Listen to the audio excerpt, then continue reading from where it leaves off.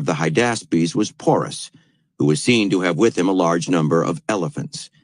Because all fords were held by pickets and elephants, Alexander realized that his horses could neither be swum nor rafted across the river, because they would not face the trumpeting of the elephants and would become frantic when in the water or on their rafts.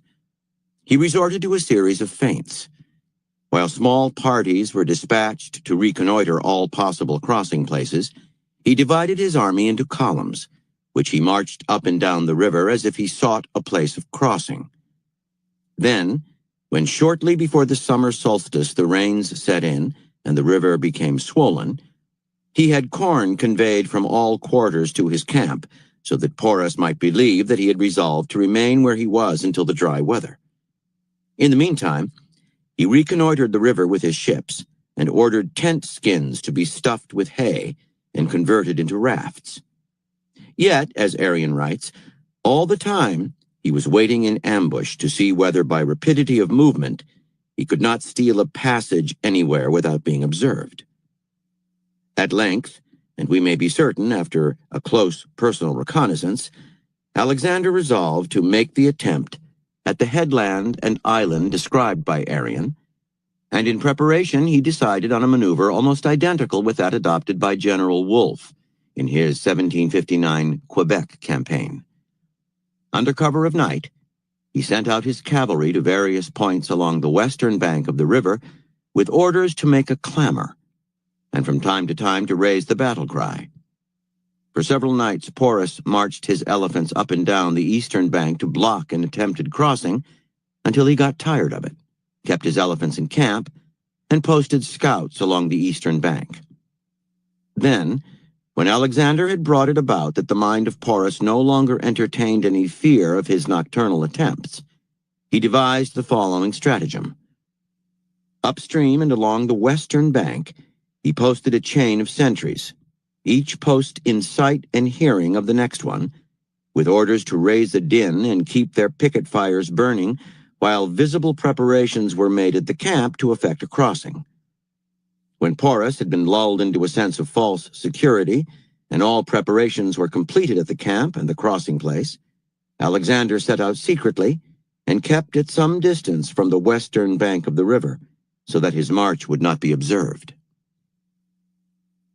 From the Wiles of War, 36 Military Strategies from Ancient China. To cross the sea without heaven's knowledge, one had to move openly over the sea but act as if one did not intend to cross it. Each military maneuver has two aspects, the superficial move and the underlying purpose. By concealing both, one can take the enemy completely by surprise. If it is highly unlikely that the enemy can be kept ignorant of one's actions, one can sometimes play tricks right under its nose.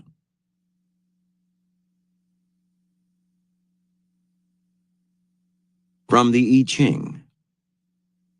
Chaos, where brilliant dreams are born.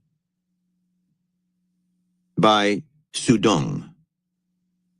One who studies ancient tactics and employs the army in accord with their methods is no different than someone who glues up the tuning stops and yet tries to play a zither.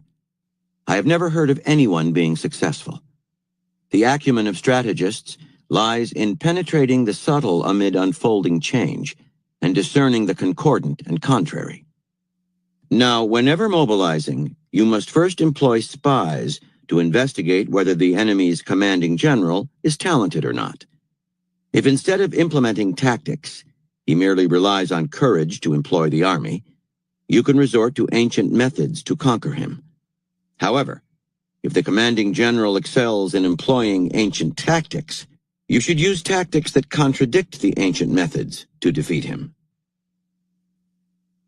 From The Theory of the Avant-Garde, by Renato Poggioli. The chief characteristic of fashion is to impose and suddenly to accept as new rule or norm what was, until a minute before, an exception or whim, then to abandon it again after it has become a commonplace, everybody's thing. Fashion's task, in brief, is to maintain a continual process of standardization. putting a rarity or novelty into general and universal use, then passing on to another rarity or novelty when the first has ceased to be such. Only modern art, because it expresses the avant-garde as its own extreme or supreme moment, or simply because it is the child of the romantic aesthetic of originality and novelty, can consider as the typical, and perhaps sole, form of the ugly what we might call ci-devant beauty, the beauty of the Ancien Régime, ex-beauty. Classical art, through the method of imitation and the practice of repetition, tends toward the ideal of renewing in the sense of integration and perfection. But for the modern art in general, and for avant-garde in particular, the only irremediable and absolute aesthetic error is the traditional artistic creation, an art that imitates and repeats itself. From the anxious modern longing for what Rémy de Gourmand chose to call, suggestively, le beau inédit, derives that sleepless and fevered experimentation, which is one of the most characteristic manifestations of the avant-garde. Its assiduous labor is an eternal web of Penelope, with the weave of its forms remade every day and unmade every night. Perhaps Ezra Pound intended to suggest both the necessity and the difficulty of such an undertaking when he once defined the beauty of art as a brief gasp between one cliché and another. The connection between the avant-garde and fashion is therefore evident. Fashion, too, is a Penelope's web. Fashion, too, passes through the phase of novelty and strangeness, surprise and scandal, before abandoning the new forms when they become cliché, kitsch, stereotype.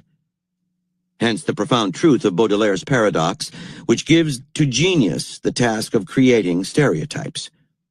And from that follows, by the principle of contradiction inherent in the obsessive cult of genius in modern culture, that the avant-garde is condemned to conquer, through the influence of fashion, that very popularity it once disdained. And this is the beginning of its end. In fact, this is the inevitable, inexorable destiny of each movement, to rise up against the newly outstripped fashion of an old avant-garde, and to die when a new fashion, movement, or avant-garde appears.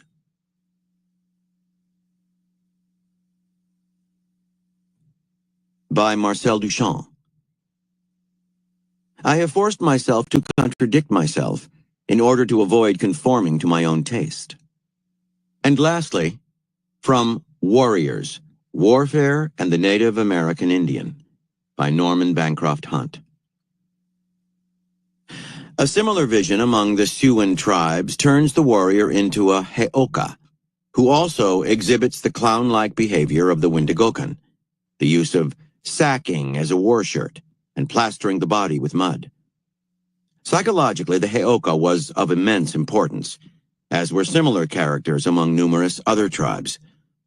During periods of happiness and plenty, he saw only gloom and despair, and could be goaded into providing hours of harmless amusement when he gorged himself on buffalo ribs while complaining there was no food in the camp, or declared he was dirty and proceeded to wash in a bath of mud.